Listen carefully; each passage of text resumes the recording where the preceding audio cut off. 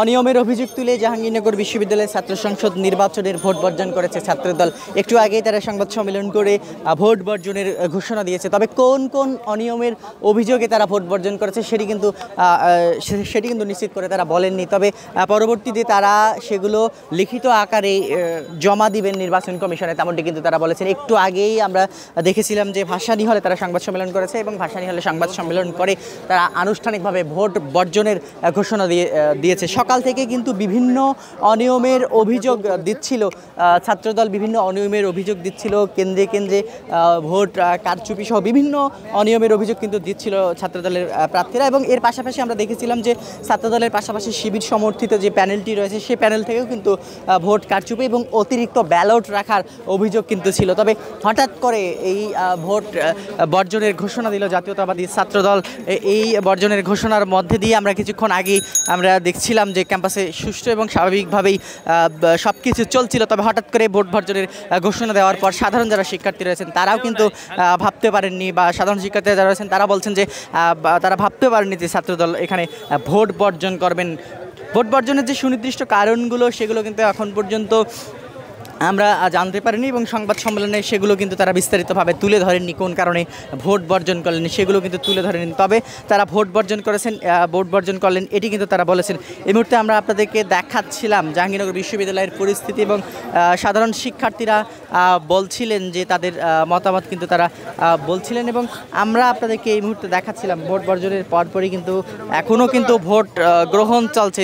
যেহেতু সকাল 9টা থেকে শুরু হয়ে বিকাল 5টা পর্যন্ত ভোট বিরতিহীনভাবে চলছে। তবে ভোট বর্জন করলেও ছাত্রদল ভোট বর্জন করলেও কিন্তু এখনও ভোট গ্রহণ চলছে, যে কারণেই আমরা সব কিছু কিন্তু মোটামুটি এখন পর্যন্ত স্বাভাবিক রয়েছে। তবে এই মুহূর্তে যে পরিস্থিতি আমরা আপনাদেরকে দেখাচ্ছিলাম আফম কামাল উদ্দিন হল সংলগ্ন যে বটতলা, সে বটতলা এলাকা থেকে দেখাচ্ছিলাম যে কোন কারণে ভোট বর্জন করেছেন সেটি কিন্তু সুনির্দিষ্ট করে বলেননি ছাত্রদলের কোনো নেতা, তেমনটি কিন্তু আমরা দেখেছি এবং আপনাদেরকে দেখাচ্ছিলাম এই মুহূর্তে যে পরিস্থিতি তৈরি হয়েছে। এই মুহূর্তে যে জাহাঙ্গীরনগর বিশ্ববিদ্যালয়ের যে পরিস্থিতি, সেই পরিস্থিতি কিন্তু আমরা আপনাদেরকে দেখাচ্ছিলাম। ছাত্রদলের নেতা কর্মীরা তারা কিন্তু বলছেন না যে কোন কারণে, সুনির্দিষ্ট কারণে তারা ভোট বর্জন করেছেন সেটি কিন্তু তারা বলছেন না। সেই অভিযোগ হচ্ছে ভোট কারচুপির। আমি নিজেও একজন স্বতন্ত্র প্রার্থী হিসেবে বিভিন্ন হলে হলে গিয়েছি। ছাত্রপ্রতিনিধি নির্বাচনকে যেভাবে একটি গোষ্ঠী একটি জাতীয় নির্বাচন কিংবা ইন্টারন্যাশনাল নির্বাচনে পরিণত করেছে শুধু মতাদর্শিক কারণে, এবং তাদের বিভিন্ন হলে হলে যে লিস্ট ধরিয়ে দেওয়ার যে প্রবণতা সেটা আমাদেরকে শঙ্কিত করেছে।